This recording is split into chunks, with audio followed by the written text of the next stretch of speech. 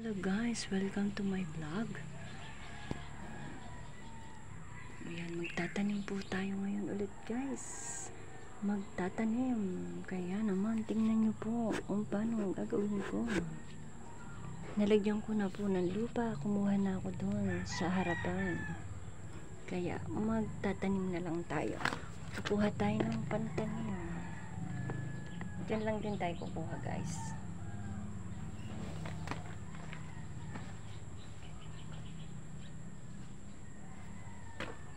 Okay. Saan lang kayo sulok ng mundo naroon? Nag-iingat po kayo lagi. Ngayon, sabi ko, kukuha tayo ng pantanim guys. At wala pa ako na-prepare na pantanim.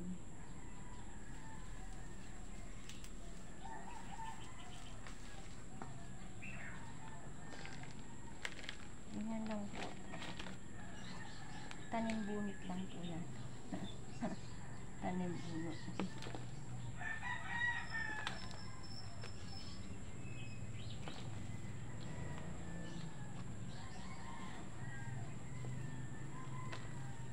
Excuse me po.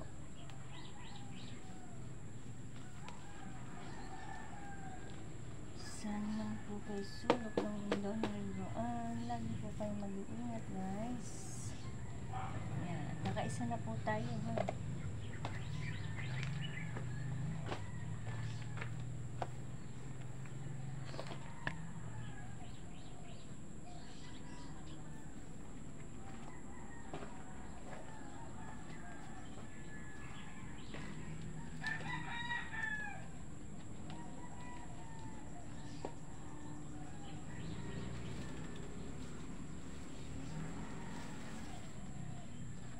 Tsak buhay na buhay ito guys kasi bunot yung ugat.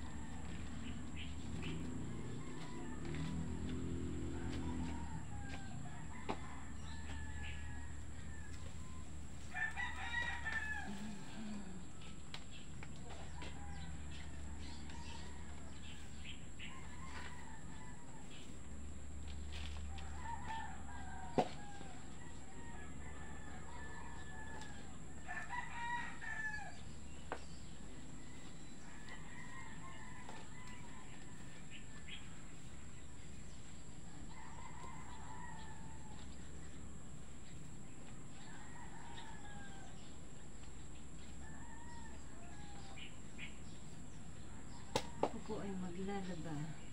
Inuna ko lang to kasi mamaya mainit na.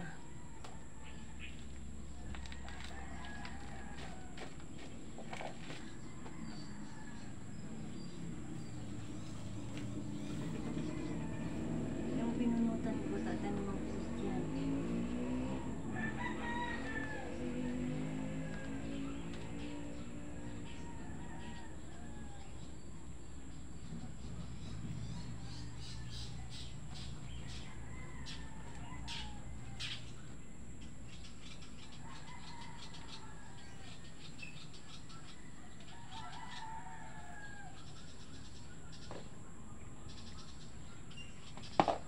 Tataniman ko ulit yan. Binunutan ko.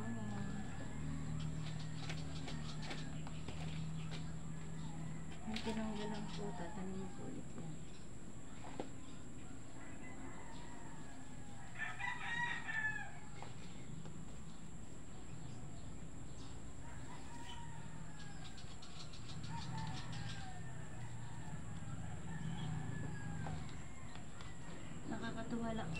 Nakakatuwa lang ang halaman na to guys kasi nakalbo na to nung sobrang init, nakalbo to,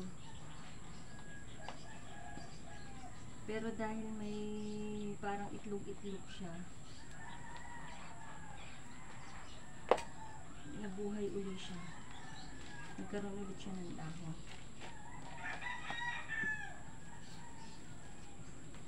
Ayan o, yung parang itlog-itlog o. Ayan o. Nagkaroon ulit siya ng mga dahon. Nakalbo to. Makikita niyo sa mga vlog ko. Wala nang ano yan, wala nang dahon. Pero dahil may itlog-itlog na, yun. Nagkaroon ulit siya. Nariwa nitong taglamig. Yung nagtag-ulan na nariwa siya. Pag pala tag-init, unti-unting nawawala yung mga dahon na. Ayan. Nakagawa na tayo ng 6. Ngayon naman, tataniman ulit natin yun. Diba? Tanggal balik lang.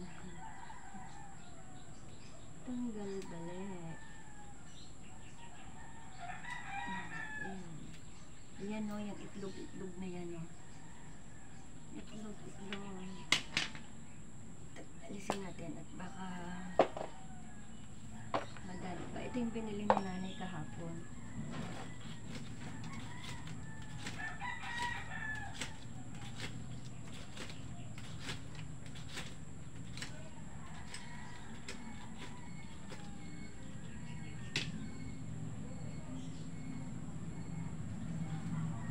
Medyo ilalayo-layo na natin para hindi naman dikit-dikit.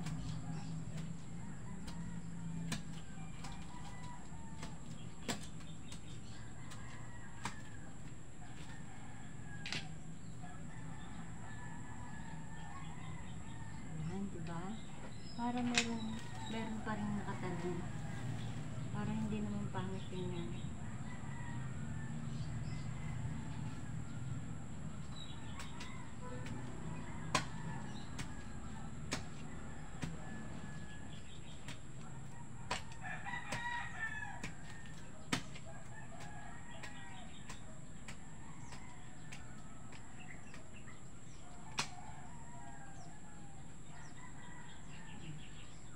Nilayo-layo na natin para hindi naman dikit-dikit.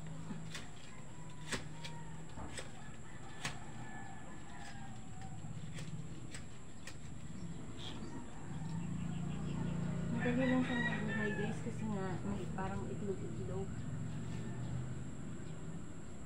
Saan tayo kukuha ng ibang tantanin? Wait lang.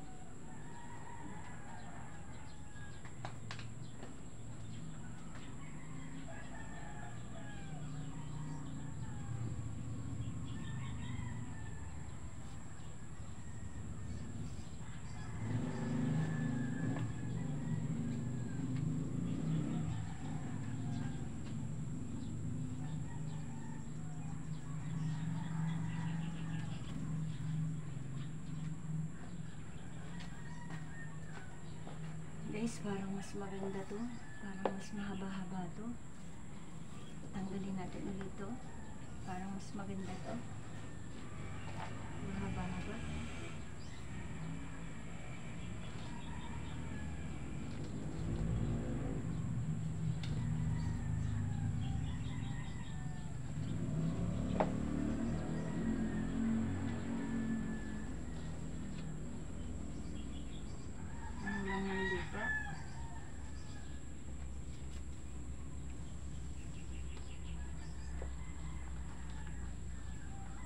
Diba guys, mas mahaba-haba.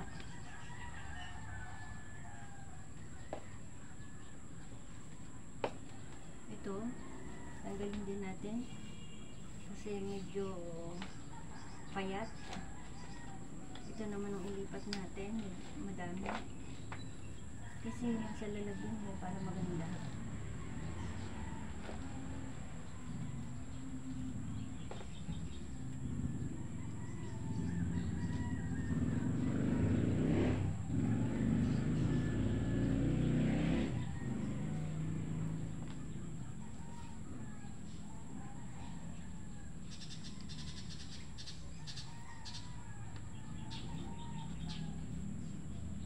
Diba guys, mas maganda-ganda. Ito parang maliit. Ngayon, ito naman ang itatanim natin dito.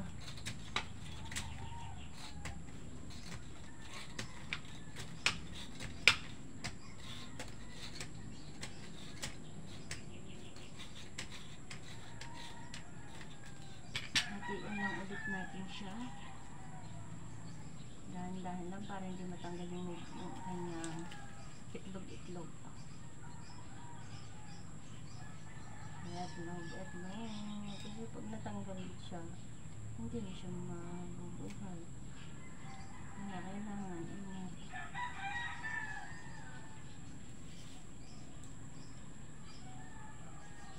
Hindi po basta-basta ang pagtatanim, guys. Kailangan ipag-iingat din. Ayan, natin guys.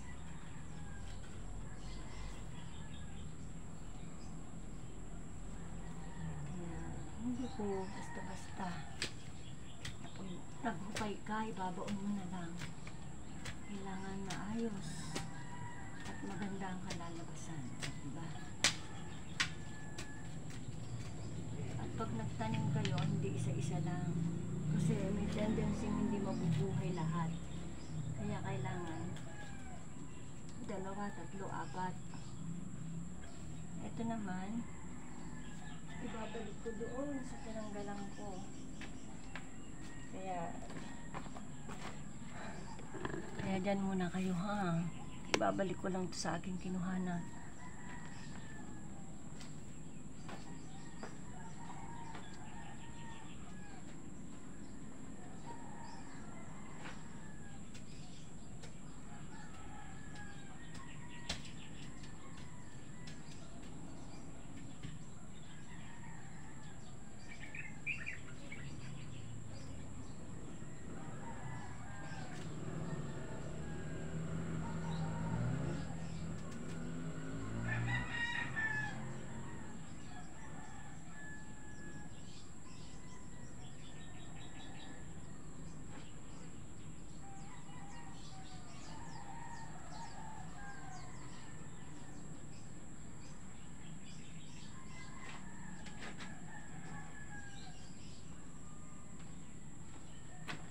Sorry na, pwede ba?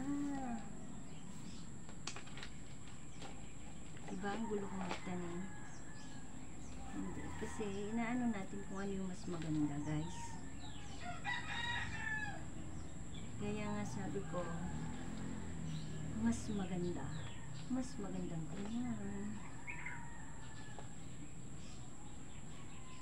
O kagaya niyan, o diba, pare-pareho na sila ng laki at taas. Tapos ito, babalik ko ulit doon.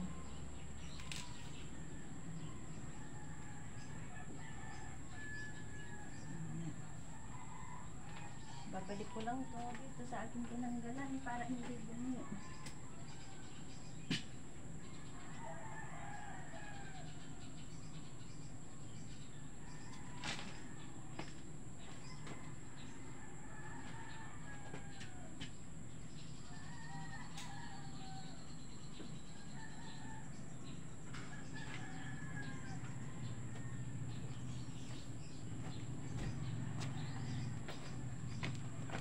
Ayan, para hindi bungi yung aking tinanggalan, tinaniman ulit natin.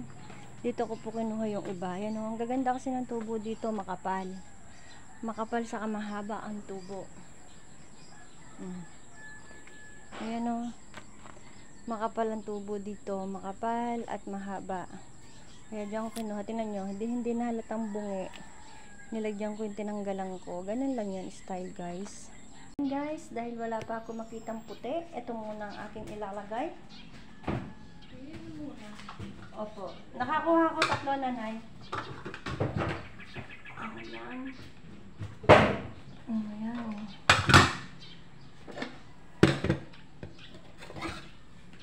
Nalagyan natin siya ng... Doon sa baba. Ha? Hindi ba dito? Hindi eh. Poro. Ah, okay po. Akala ko po ako eh. Ayan po, guys. Ilalagay ko na dito. Hindi natin siya pwedeng idikit doon kasi ano. Ayan. O, diba maganda pare-pareho. Pare-pareho din yung laki. Yung top, yung dami. O, diba guys? Ay, naku. Nabubunot ang kalabaw. Ayan. Ayan. Layo-layo natin ng konti. Ayan.